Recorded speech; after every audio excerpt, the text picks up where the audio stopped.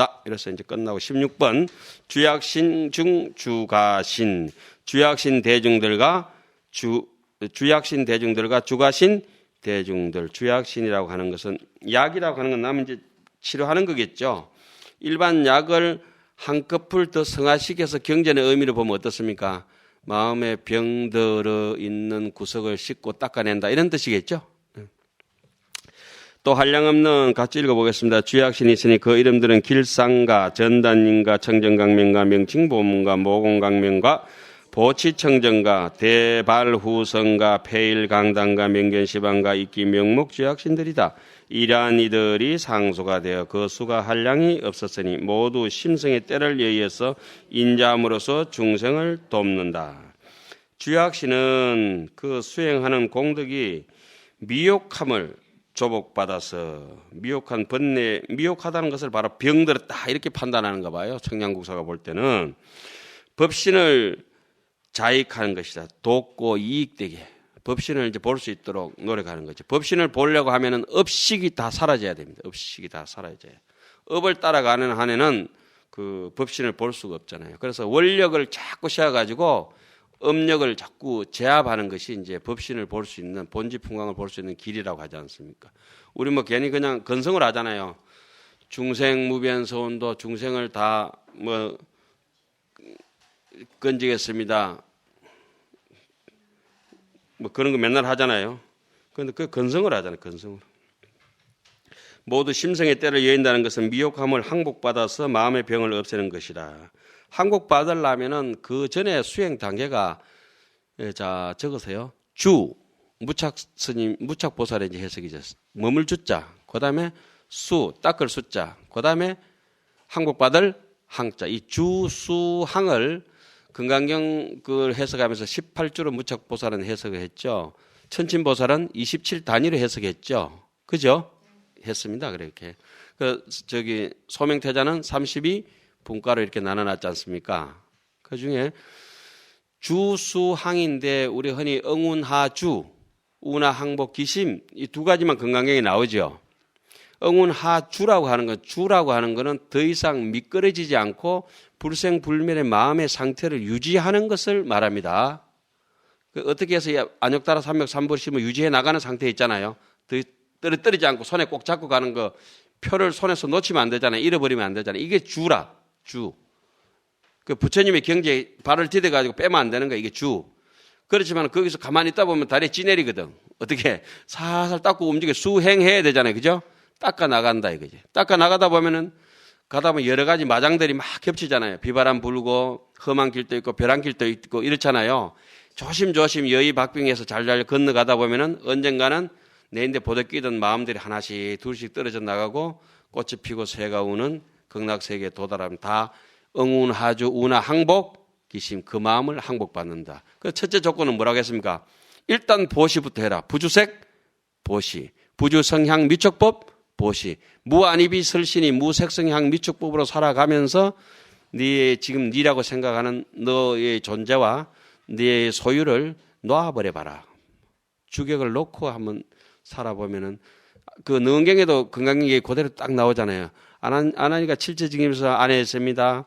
밖에 있습니다. 장건에 있습니다. 장암에 있습니다. 뭐 또 뭐죠? 수압에 있습니다. 중간에 있습니다. 무착에 있습니다. 결국 대답을 칠체증심에서 못 하잖아요. 네가 뭘로 날 보느냐?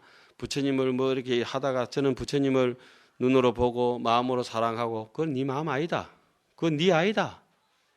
그래 얘기하니까 실컷 아나이가 내가 아니면 누구냐고 이렇게 생각해 보니까 지가 그 험악한 걸 모르잖아요. 우리도 똑같잖아요. 조금 전에 오다가 내 시자한테 물어봤습니다. 이렇게 오면서 가을에 모든 게 이렇게 조락하고 떨어지고 이랬는데 저 단풍이 물이 드는 거냐 물이 빠지는 거냐 물어.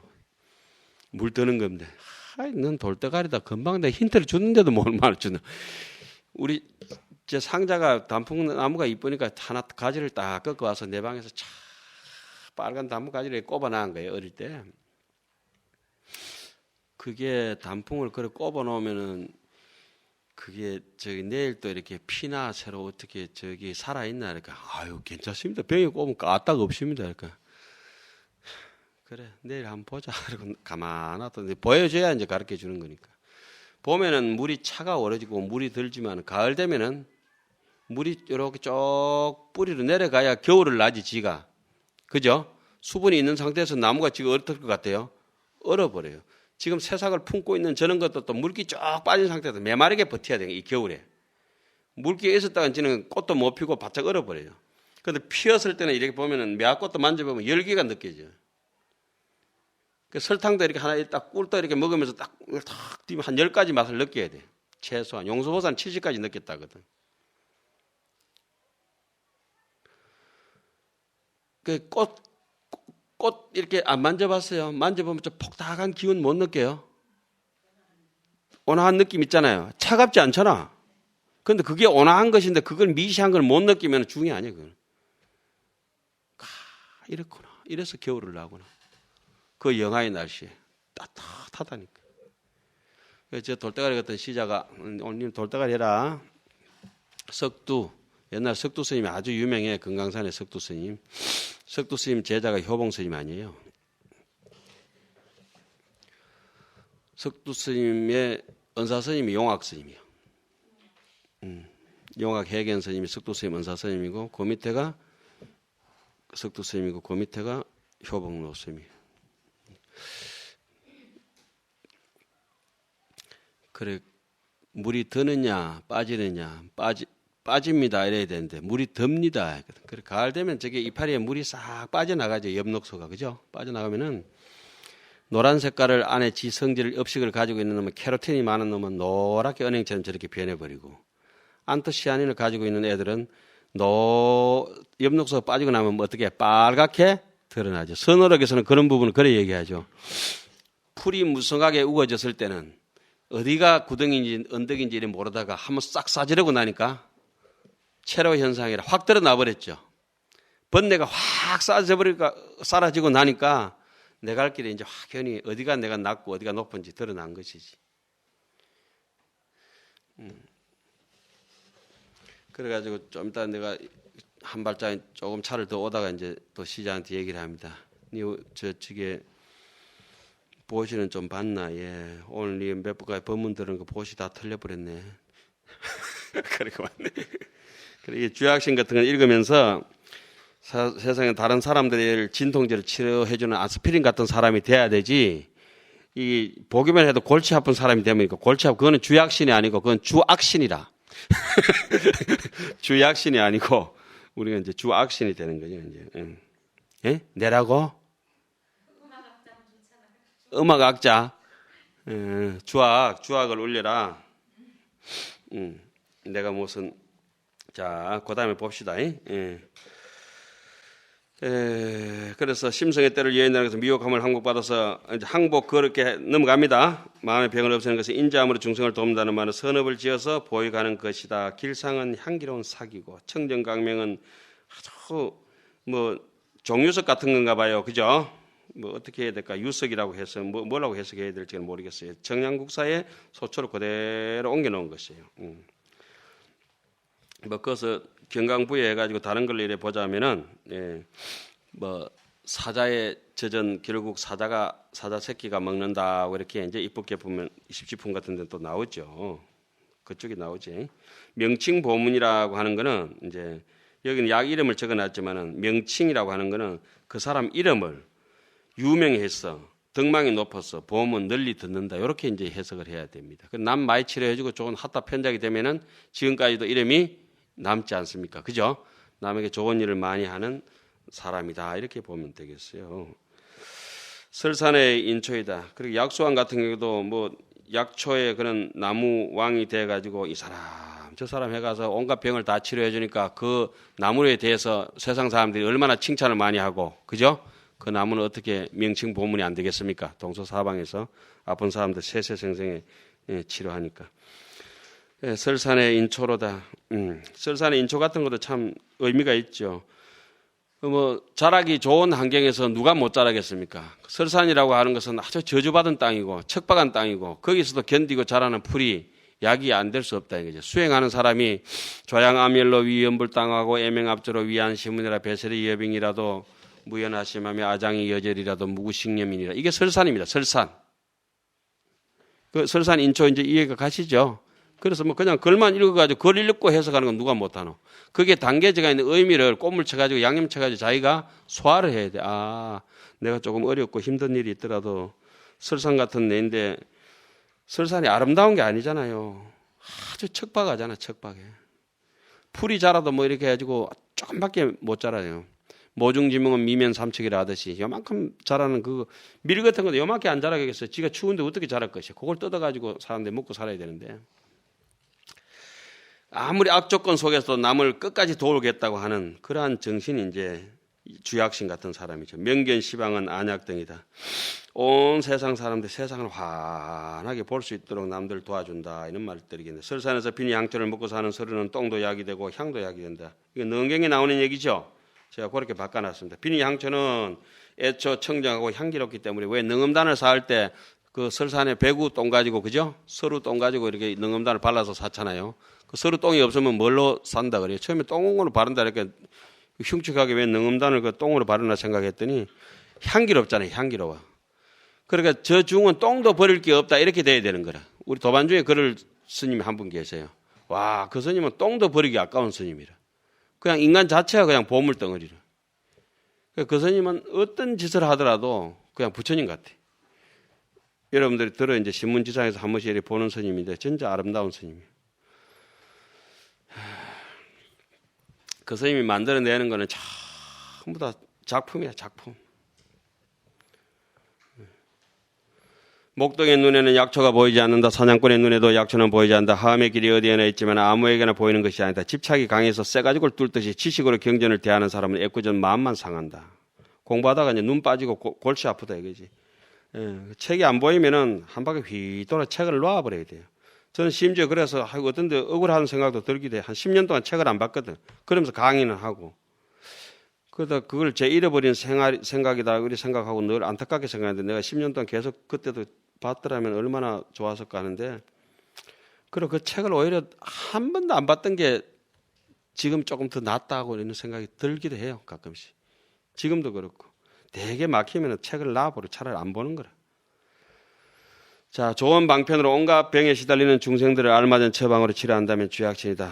어제 얘기했던 거 무는 1년을 잘하고 인삼은 잘하면 6년 잘하고 산삼은 100년을 잘할 수도 있다. 깊이 생각하지 않더라도 그 이치는 삼척 동자라도 저절로 알 수가 있다. 이 산삼이 이제 훌륭한 약초가 되는 것은 뭐 때문에 그래요? 아까 그 설산의 인초처럼 그죠? 숱한 비바람 속에 고요한 기다림이 있었기 때문일 것이다. 수행인이 현전의 이익에 지나치게 흔들리지 않고 속효심이 뭡니까? 나락 빨리 안 자란다고 그 맹자에 나오듯이 나락 혹이 다 뽑아놓으면 나락 모가지 뽑아놓으면 나락 죽어보지 뭐. 평범하게 살면은 평범하다기보다는 대범하게 산다는 거죠. 중은 크게 평범하게 사는 걸 대범이라 하죠. 대범. 평범하긴 평범한데 크게 평범해. 비상하게 사는 것보다가 대범하게 사는 게 좋아요. 자, 좁쌀 만큼 그렇게 이제 마음이 회복되고, 뭐 수행인은 소임 자체가 세속의 신분이 되어서는 안 되고 허물이나 학이나 안거 내 매단거 했는데 이 자체가 신분이 되어서는 더욱 바람직하지 못하다. 그럼 매단거 했으면 곡식 소출을 내놔야 될 거 아니야. 거짓말을 했었고. 주림씨는 보살의 행원을 적극적으로 어려움 없이 짊어지고 갈 수 있는 대상보살이다. 큰 대들보와 같은 제목의 견주시다. 앞에 주림씨 말이에요. 주약씨는 소극적이지만은 올바른 믿음으로 삿되게 흐르지 않고 경전의 말씀을 착실히 숙지하고 드러나지 않는 수행인이다. 다음에 주가씨는 곡식신이 있잖아요. 평범하지만 세상에 꼭 필요한 양식처럼 사회 구성의 수요소가 되는 일꾼 같은 마음에 비유할 수 있겠다. 주가신 들어갑니다. 부드럽고 만난 곡식처럼 줄인 중생을 달린다. 또 한량없는 지금 약창계를 이렇게 하면서 그 함경 그 100분의 1꼭지라도 한번 살짝 맛이라도 보자 이런 의미로 지금 하는 겁니다. 그냥 뭐 108구절 쭉 분석하고 도표적으로 세멘트 공고리 바르듯이 그렇게 분석하는 거는 뭐 금방 칠판 하나면 10분이면 끝나버리잖아요. 10분이면 여기서 딱 써서 끝내 드릴 수 있어요. 그런 건 아니잖아요. 이렇게. 그럼 메마른 거 하자고 우리가 있는 건 아니잖아요. 곡식처럼 줄인 중생을 달랜다. 또 한량없는 주가신이 있으니 그 이름은 유연성미. 이름을 이렇게 찬란하게 지어놨어요. 유연, 성미. 보들보들하고 누구 입맛에는 다 맞고 수성한 맛이다 이거지. 시화, 정강, 봄, 여름, 가을, 겨울 때 맞춰서 지필 때 딱 피는 거. 지필 때 익어갈 때 또 익어가는 그런 주가신. 생령 용건, 바깥으로 힘이 이제 솟아나가 능력이 되고, 정장정기, 안으로도 그냥 정신 차릴 수 있도록 해주는 그런 곡식 같은 거. 곡기를 빼석 말라가지고 굶어보면 우리가 죽으면 큰일 나잖아요. 보생건가, 묘음, 한계와 윤택, 정화와 성치, 묘한과 견자, 애락과 이구, 정강, 주가신이다. 이러한 이들이 상수가 되어서 그 수가 또 한량이 없었으니 모두가 큰 한의를 성취하였다. 한의심을 정득한 사람은 바로 그 잡생각이 끊어집니다. 그래서 남들에게 양식 같은 사람이 되는 거죠. 조금만큼이라도 좁쌀만큼이라도 그 밥에 그 독약이 들어가면 그건 밥 전체가 독약이야. 어쩌든지. 그렇죠? 요 독약 좀에 타놓고 요, 그 뭐 소량인데 먹어도 괜찮다는 누구 물을 사람 있겠어요? 안 먹는다, 이게. 커피를 딱 보니까 그 얘기하고 딱 보니까 바로 오버랩 되는 게 그 저게 시커먼 게 사약 같네. 이거. 주가신의 간은 오곡이고 바람일행의 번미로서 자타를 도와서 이익되게 하는 것을 표한다.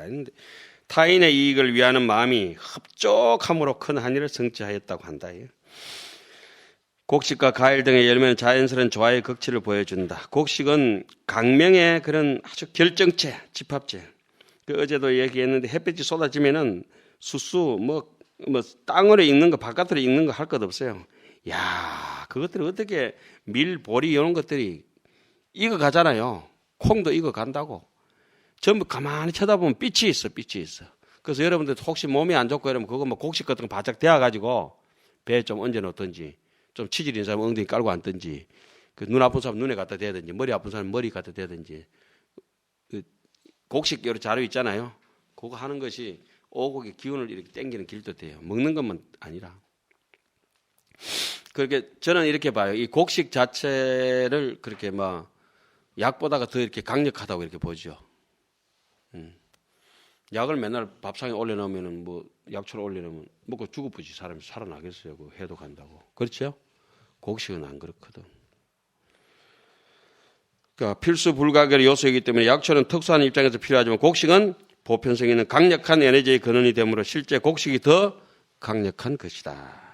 유연생민은 각각의 고유한 맛을 지니는 것을 말한다. 그러니까 뭐 천년미력 자연석가란 말이 뭐 멀리 있는 얘기가 아니라 바나나대로 보리똥은 보리똥대로 사과는 사과대로 색감도 있고 향기도 있고 맛도 있고 촉감도 있고 그렇잖아요. 곡식이 부드럽고 맛이 뛰어나다는 것은 달콤한 것은 달콤한 만큼 매운 것은 또 매운 만큼 각자의 역할에 충실하다. 암안심이 많으면 같은 말이라도 뱀이 독을 쏘는 것처럼 느껴진다. 체험적으로 수행이 깊어지고 경전 내용이 이해가 되면 삶의 깊이가 생기고 어려운 일도 쉽게 만들어버리고 유연하게 대처하는 본심이 유출된다. 모든 사람의 입맛에 어울리는 것이 수성한 맛이다. 일체법을 잘 살펴서 한솔과 같고 꿈과 같고 번개불 같고 메아리 같고 헛개비 같고 우리 너무 잘 아는 거 그림자와 같은 법성을 지식으로 이해하기만 해도 해오만 해도 중생들의 곡식보다 덜 넉넉하게 할 수 있는 역량을 갖추게 된다. 곡식이 매일 쏟아지는 것은 정말 기적 같은 일이다. 이 많은 지구상에 다른 데로 놔두고라도 경전을 공부한다는 것은 농사를 짓는 것과 이게 또 진배가 없다. 곡식이 찬바람 불기 전에 고개를 숙이지 못하면 벼가 찬바람 그 백중 지나서 그때까지 고개 모시고 빳빳하게 들고 있으면 중이 범납이 앵가이 되는데도 이렇게 고개 빳빳하게 있으면은 나중에 결국 쭉쟁이가 되고 말아요. 쭉쟁이 되고. 경전이 이해가 되지 않으면은 갓 시집온 새색지 같지만 오랫도록 종갓집에 알면 어제 말씀드리는 것과 똑같아요. 자연히 백발백중 가풍이 이제 몸에 익혀진다 이게. 그래 참 아무리 좋은 생각이라도 지엽이다. 생각을 생각하는 걸 생각해보면 생각은 절대 생각을 생각할 수 없어요. 그게 딱 부딪혀. 그 한 생각이 끊어지는 맛을 느끼게 돼요.